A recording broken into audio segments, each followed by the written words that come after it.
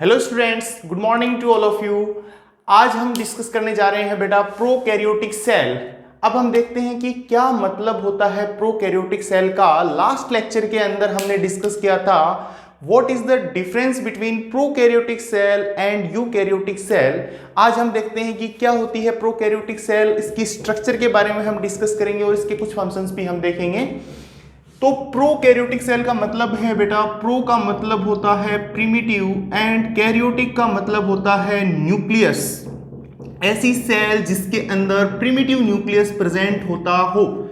अब primitive nucleus का मतलब क्या होता है, इसके न्यूक्लियस को हमने प्रिमिटिव क्यों बोला, इसके न्यूक्लियस के बेसिस पे हमने डिवाइड भी किया था प्रोकैरियोटिक एंड यूकैरियोटिक सेल के अंदर हमने डिफरेंसेस देखे। तो चलो आज हम देखते हैं इस सेल के बारे में, इस सेल की स्ट्रक्चर को हम देखते हैं तो हमें आइडिया होगा। तो सबसे पहले मैं इसकी आउटर बाउंड्री जो है उसको मैं ड्रॉ करने वाला हूं। ये जो सबसे आउटर मोस्ट जो इसकी बाउंड्री है इसको हम बोलते हैं बेटा सेल वॉल। और सेल वॉल के आउटसाइड में एक स्लाइम लेयर प्रेजेंट होती है जिसे हम बोलते हैं ग्लाइकोकैलिक्स। ग्लाइकोकैलिक्स जिसको हम बोलते हैं, ये जो मैं स्ट्रक्चर ड्रॉ कर रहा हूं इसको मैं बोलता हूं क्या, ग्लाइकोकैलिक्स। ये जो ग्लाइकोकैलिक्स है ये वेरी करता है बैक्टीरिया टू बैक्टीरिया। कुछ के अंदर ये थिक मिलेगा और कुछ के अंदर ये थिन मिलेगा। काफी स्लाइमी लेयर है ये। इसका जो फंक्शन है वो होता है प्रोटेक्शन का। ये बैक्टीरियल सेल को प्रोटेक्शन प्रोवाइड करता है। तो ये क्या है, इसको हम क्या बोलते हैं, ग्लाइकोकैलिक्स। ग्लाइकोकैलिक्स ये कैसा हो सकता है, it may be thick, it may be thin, it may be thick and it may be thin. Main function क्या है इसका, इसका जो फंक्शन है वो होता है प्रोटेक्शन। बैक्टीरियल सेल को प्रोटेक्शन प्रोवाइड करने का इसका काम होता है। बिलो द ग्लाइकोकैलिक्स एक ये जो ब्लैक कलर से मैंने यहां बाउंड्री ड्रॉ की है इसको हम बोलते हैं पेप्टिडोग्लाइकेन। पेप्टिडोग्लाइकेन पेप्टिडोग्लाइकेन की बनी होती है, यानी इसमें अमीन ग्रुप और शुगर से मिलके ये जो सेल वॉल है इसकी बनी होती है अमाइनो एसिड्स और शुगर के पॉलीमराइजेशन से मिलकर बनती है हमारी पेप्टिडोग्लाइकेन। तो इसमें हम देखते हैं जो शुगर होती है वो टू टाइप्स की इसमें शुगर प्रेजेंट होती है। One is the NAG and another one is NAM। NAG का मतलब है N acetyl glucosamine, N acetyl glucosamine, glucosamine. And NAM का मतलब है N acetyl muramic acid, muramic acid. अब इसके जस्ट नीचे एक स्ट्रक्चर प्रेजेंट होती है जिसको अपन बोलते हैं सेल मेम्ब्रेन। इसके नीचे जो स्ट्रक्चर प्रेजेंट है उसको बोलते हैं सेल मेम्ब्रेन और इससे कुछ ऐसी आउटफोल्डिंग्स निकलती हैं जिसको हम बोलते हैं मीजोजोम्स। हमने डिफरेंसेस के अंदर पढ़ा था कि डिफरेंसेस के अंदर हमने देखा था कि माइटोकॉन्ड्रिया जो है वो प्रोकैरियोटिक सेल के अंदर एब्सेंट होती है और माइटोकॉन्ड्रिया का जो फंक्शन होता है वो होता है एटीपी प्रोडक्शन का, एनर्जी प्रोडक्शन का। तो वो सारे फंक्शंस कौन करेगा, इसमें तो होते ही नहीं है माइटोकॉन्ड्रिया। तो जो माइटोकॉन्ड्रिया लाइक फंक्शंस है वो यहाँ पे जो ये इन्वेजिनेटेड स्ट्रक्चर्स है वो परफॉर्म करते हैं। इनको हम बेटा बोलते हैं मीजोजोम्स। ये जो स्ट्रक्चर्स यहाँ से इन्वेजिनेट हो रहे हैं इनको हम बोलते हैं मीजोजोम्स, जिसको हम बोलते हैं। ओनली इसके फंक्शंस एटीपी प्रोडक्शन का ही नहीं और भी हैं। देखते हैं इसके क्या क्या फंक्शंस होते हैं मीजोजोम्स। इसका फंक्शन होता है, एक तो main function mitochondrial like functions होते हैं इसके, माइटोकॉन्ड्रियल लाइक फंक्शंस। और क्या फंक्शन होता है इसका, सेल वॉल फॉर्मेशन का इसका फंक्शन होता है। और जब भी सेल डिवाइड करती है तो जो हमारा जेनेटिक मटेरियल है, जो न्यूक्लियोइड है, जो क्रोमेटिन है, डीएनए है, उसको इक्वली सेपरेट करने का काम होता है। ये सेप्टा बनाता है कुछ इस तरीके से सेल के अंदर और उसको टू इक्वल हाफ्स के अंदर डिवाइड करता है। तो ये जो फंक्शंस हुए ये हुए मीजोजोम की। ये एनालोगस टू माइटोकॉन्ड्रिया भी हम इसको बोलते हैं, ये माइटोकॉन्ड्रिया के एनालोगस है, एनालोगस टू माइटोकॉन्ड्रिया, माइटोकॉन्ड्रिया। तो अब हम देखते हैं यहां पे कि ये जो कंप्लीट स्ट्रक्चर है ये हो गया सेल कोट। अब इसके सेल कोट की हम कंप्लीट बात करते हैं। इसके सेल कोट के अंदर कुछ स्ट्रक्चर्स प्रेजेंट होती है, कुछ मैं ऐसी स्ट्रक्चर्स ड्रॉ करने जा रहा हूं कुछ इस तरीके से। यहां पे कुछ ऐसी ऐसी स्ट्रक्चर्स प्रेजेंट होती है इसके सेल कोट के अंदर, जिसको हम बोलते हैं फ्लैजिला, जिसको हम क्या बोलते हैं, फ्लैजिला बोलते हैं। कुछ इसके सेल कोट में ऐसी जो स्ट्रक्चर्स प्रेजेंट होती है, इन स्ट्रक्चर्स को हम बोलते हैं फ्लैजिला। इन स्ट्रक्चर्स को हम क्या बोलते हैं, फ्लैजिला। ये जो फ्लैजिला होता है इसके 3 पार्ट्स होते हैं बेसिकली। बेसल बॉडी होता है, बेसल बॉडी होता है, basal body, hook and filament, ये 3 पार्ट्स होते हैं इसके, फिलामेंट। अब मैं यहां पे अगर इसकी स्ट्रक्चर बनाता हूं तो कुछ इस तरीके से ऐसी ऐसी इसकी स्ट्रक्चर होती है। ये जो स्ट्रक्चर है इसके अंदर, तो इसको अपन बोल सकते हैं basal body, hook and filament like जो स्ट्रक्चर्स होती हैं ये इसके अंदर प्रेजेंट होती हैं। इसका फंक्शन क्या होता है, फ्लैजिला का जो फंक्शन होता है इसको लोकोमोट करवाने, यानी मूवमेंट का जो फंक्शन होता है वो किसका होता है, फ्लैजिला का होता है। और इसके 3 पार्ट्स होते हैं। अदर देन फ्लैजिला और भी इसमें स्ट्रक्चर्स होती हैं कुछ इस तरीके से। यहाँ पे कुछ शॉर्ट स्ट्रक्चर्स होती हैं ऐसी ऐसी, तो जिसको हम क्या बोलते हैं, फिम्ब्री बोलते हैं। ऐसी ऐसी कुछ स्ट्रक्चर्स प्रेजेंट होती हैं जिनको हम क्या बोलते हैं, फिम्ब्री बोलते हैं। इनको हम बोलते हैं फिम्ब्री। इनका जो काम होता है, फिम्ब्री का जो फंक्शन होता है वो होता है अटैचमेंट का फंक्शन होता है, अटैचमेंट टू सबस्ट्रेटम, सबस्ट्रेटम। किसी भी प्लेस पे इनको अटैच करने का जो फंक्शन होता है वो होता है बेटा ये जो हमारे फिम्ब्री होते हैं। इसके अंदर कुछ ऐसी ऐसी और स्ट्रक्चर्स भी होती हैं, लॉन्ग फ्लैजिलेटेड स्ट्रक्चर्स और भी प्रेजेंट होती हैं जिनको हम बोलते हैं पिलाई। पिलाई का जो फंक्शन होता है वो जब बैक्टीरियल सेल आपस में अटैच होती हैं, कॉन्जुगेशन जो होता है उनके बीच में, तो उसमें हेल्प करती हैं कौन, हमारी पिलाई जो है वो हेल्प करती है। इनको अपन सेक्स पिलाई भी बोलते हैं। इनका काम होता है 2 बैक्टीरियल सेल्स को आपस में अटैच करना। फिम्ब्री ब्रिस्टल लाइक स्ट्रक्चर्स होती हैं जो किसी भी सबस्ट्रेटम से, पर्टिकुलर सबस्ट्रेटम से कनेक्ट करने का काम करती हैं। यहां पे इसके अंदर अब अपन बात करते हैं, इसके वर्ड पे हम चलते हैं कि इसको हम प्रोकैरियोटिक सेल बोलते हैं। क्यों इसको हम प्रिमिटिव सेल, प्रिमिटिव न्यूक्लियस क्यों बोलते हैं इसको? यहां पे कुछ ऐसी स्ट्रक्चर होती है। हमने लास्ट लेक्चर के अंदर देखा था कि जो हमारी प्लांट सेल है, एनिमल सेल है, उसका जो न्यूक्लियस है, क्या ये कुछ वैसा न्यूक्लियस नजर आ रहा है आपको? नहीं, बिल्कुल नहीं आ रहा है वैसा न्यूक्लियस। क्यों? उसके अंदर न्यूक्लियर मेम्ब्रेन प्रेजेंट थी, उसके अंदर न्यूक्लियोलस प्रेजेंट था, न्यूक्लियोप्लाज्म था। यहां पे ऐसा कुछ भी नहीं है, यहां पे तो सिंपली क्रोमेटिन है। तो ये जो न्यूक्लियस है इसको हम क्या बोलते हैं, ऐसे न्यूक्लियस को हम बोलते हैं न्यूक्लियोइड। ऐसे न्यूक्लियस को हम बोलते हैं न्यूक्लियोइड, और इसको हम बोलते हैं unorganised, unorganised nucleus, unorganised nucleus.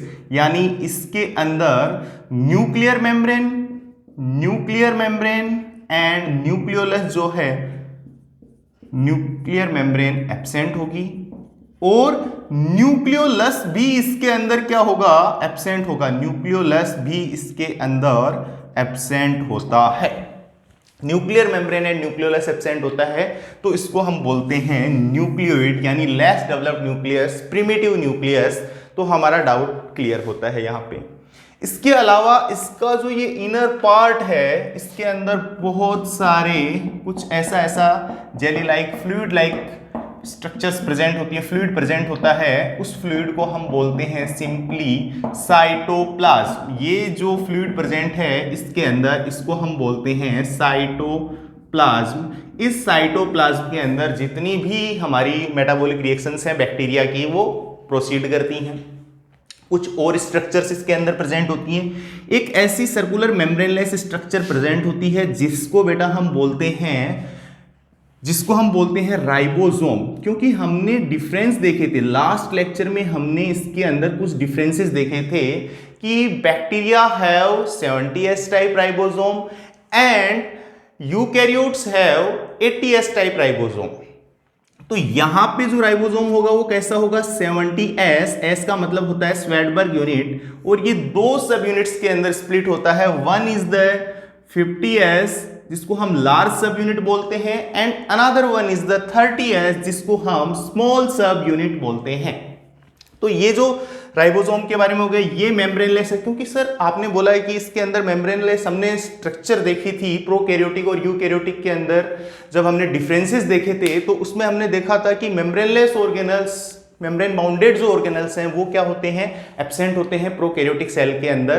तो आपने तो राइबोसोम तो उसमें भी था, वो राइबोसोम आपने प्रोकैरियोटिक सेल में भी बना दिया। पर बेटा this is the membraneless structure, so we will discuss here. जो राइबोसोम है ये कैसा है, मेम्ब्रेनलेस स्ट्रक्चर है जो दोनों के अंदर प्रेजेंट होता है। अब अपन बात करते हैं, इसके अंदर एक एक्स्ट्रा क्रोमोसोमल सर्कुलर डीएनए यहां पे प्रेजेंट होता है, जिसको हम बोलते हैं क्या, प्लाज्मिड बोलते हैं। ये जो स्ट्रक्चर है इसको हम बोलते हैं प्लाज्मिड।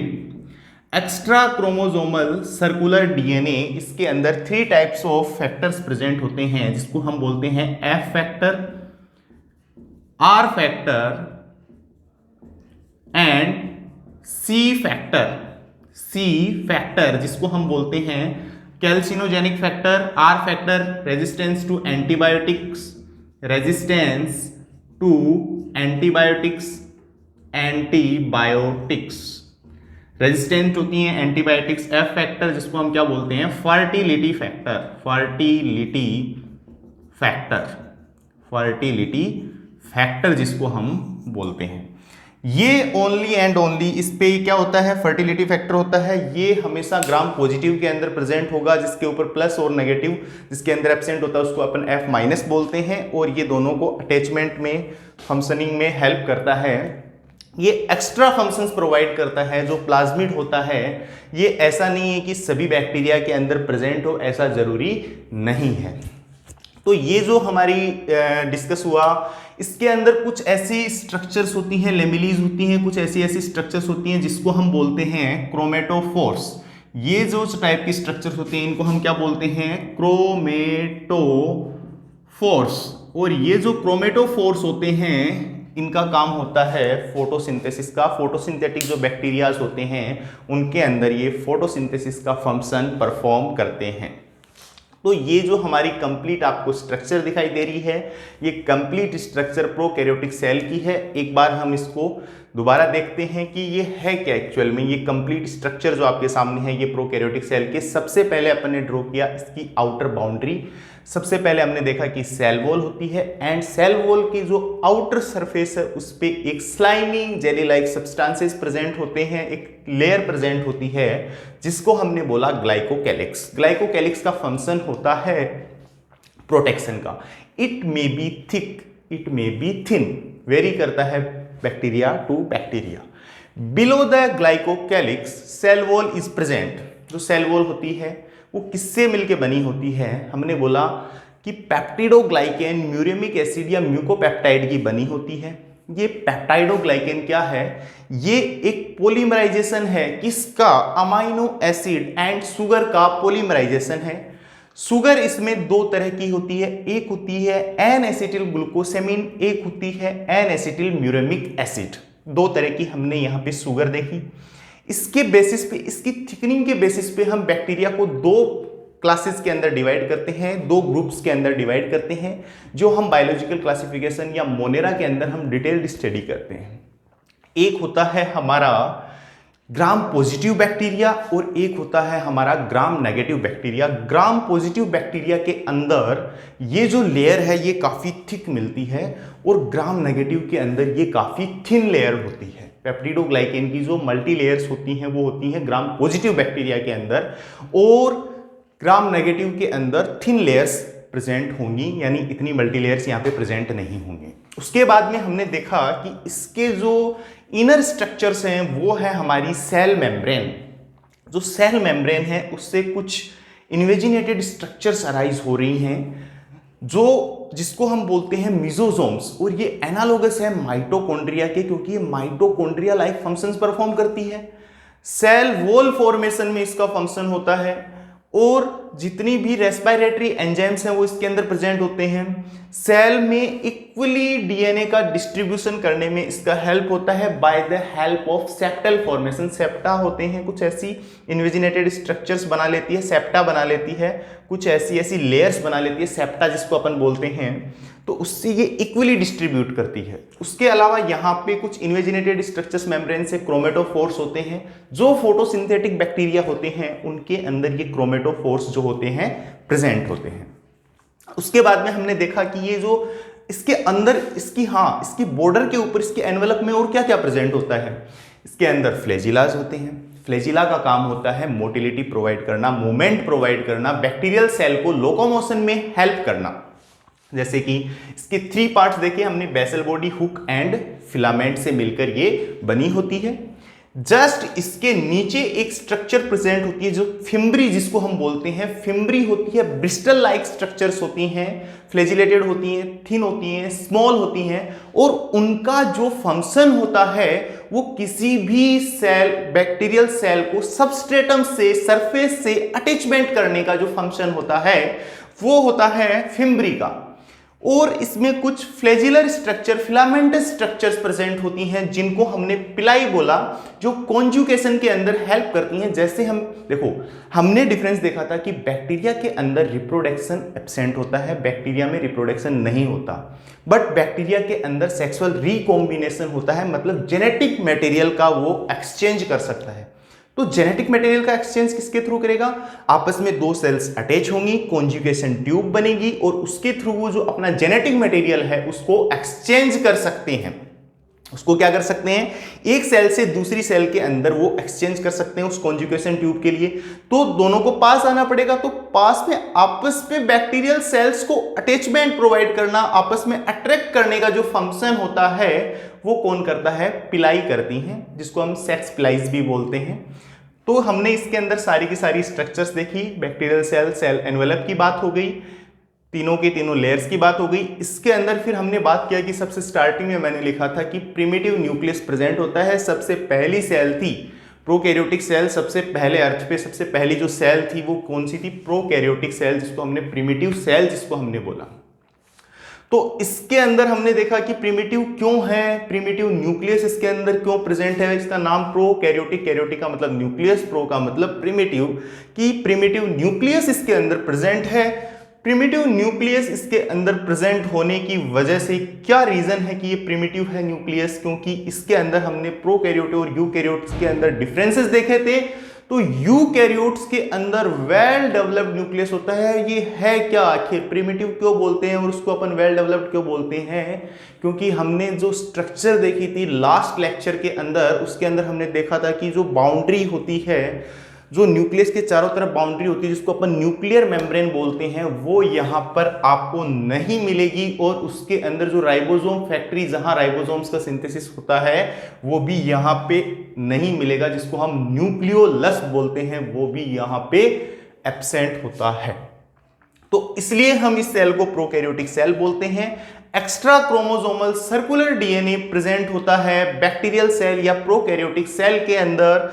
तो इसको हम क्या बोलते हैं? प्लाज्मिड बोलते हैं। इसके अंदर 3 टाइप्स के फैक्टर्स होते हैं, F factor, R factor and C factor, जो एंटीबायोटिक रेजिस्टेंस जीन्स के अंदर प्रेजेंट होते हैं। फर्टिलिटी फैक्टर होता है। ये मैंने बोला कि ये सभी, कोई जरूरी नहीं है ऐसा कि सभी बैक्टीरियल सेल के अंदर जो प्लाज्मिड है वो प्रेजेंट हो या नहीं हो। So thank you very much. आज के लेक्चर में हम इतना डिस्कस करेंगे। नेक्स्ट लेक्चर के अंदर हम डिस्कस करेंगे सेल वॉल।